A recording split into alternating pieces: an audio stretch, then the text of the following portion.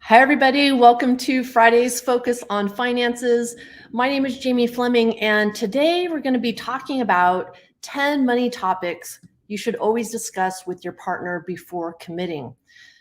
While the stats are always shifting, the story remains fairly consistent. People get married, many of them get divorced, and quite a few of those relationships are dissolved over poor communication, issues with money, or a combination of the two.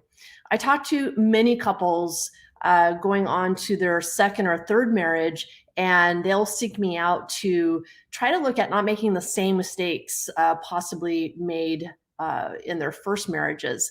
So it's a really good wedding gift to get for each other so that you can start this, nip it in the bud, and start talking openly about your finances. As a culture, we struggle to talk openly about a lot of topics, but money is perhaps the one that causes the most discomfort. There's so much pride and fear and sometimes shame wrapped up in the size of our paychecks, the depths of our debts, and those little three-digit numbers that make up our credit scores. So it's no surprise that new couples aren't always comfortable having some pretty crucial conversations about money and our relationship with personal finance. But whether or not you're headed towards marriage, it's really important that all couples take the time to understand one another and get on the same page. That doesn't mean they have to agree or share all the same values. It just means that by having these conversations and understanding one another, they'll be better able to make compromises that satisfy both parties. So, with that in mind, here are 10 topics you should always try to explore with your partner. You don't have to dive into every topic all at once, but the more you know, the more comfortable you'll both feel. The first one to talk about, believe it or not, is family influence. How did your family handle money when growing up? You may not immediately recognize the influence of your parents or caregivers in the way you approach money, but it's there. Your relationship with money, for better or for worse, is shaped largely by how your family dealt with money during your younger years. So you can ask each other these questions. What did you like, or more importantly, not like about the way your family handled money? You can also ask, what about the way you manage money feels like a reaction to how your parents may have managed money? The next area is spending versus savings. This is a big topic, especially working with my clients. How much do you prioritize saving money? Some of us are more naturally inclined to focus on saving money for rainy days or big picture goals, while others focus more on the here and now. Understanding how you and your partner prioritize your available funds and why, more importantly, why, can help you mitigate hard feelings down the line. So you can try asking each other, how much savings is enough savings? And what would you do if you received an unexpected $1,000 gift? So it's just really interesting to have conversations in this way. So when the situation comes up, you'll already know kind of how to handle these things based on how you both prioritize. Having versus experiencing. Do you prefer spending your money on things you can't keep or that you can keep, or memorable experiences? When it comes time to make some big decisions with your collective money, this can be a major dividing line.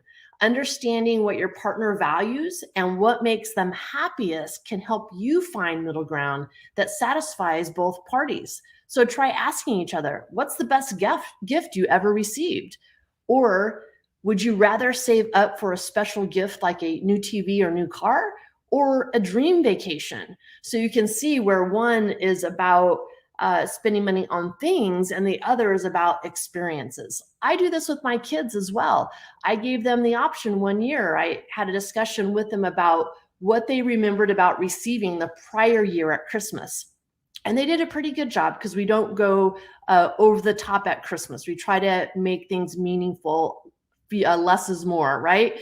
And I gave them the option. Would you want a larger Christmas gift, or do you want me to surprise you with a vacation?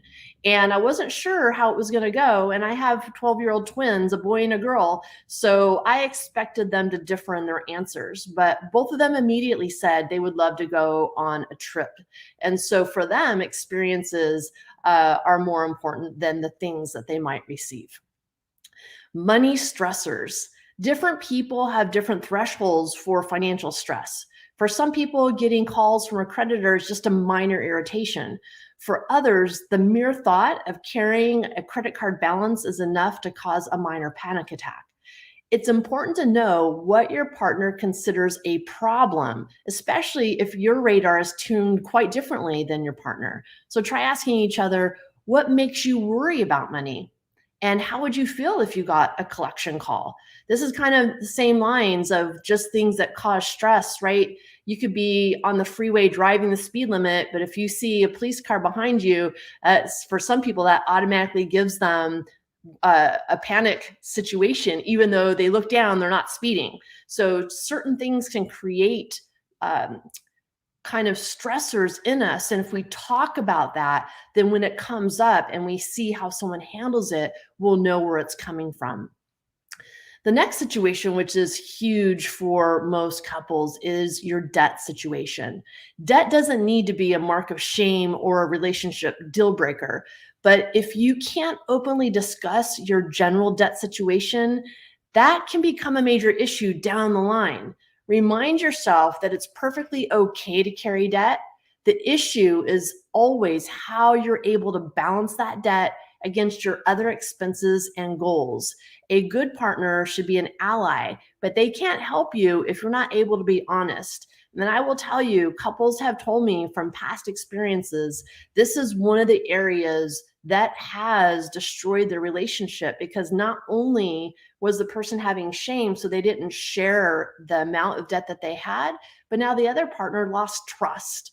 So it's a really interesting situation. It's hard enough, but you can't work together if you don't have all the information. So try asking these questions. How do you feel about your current debt?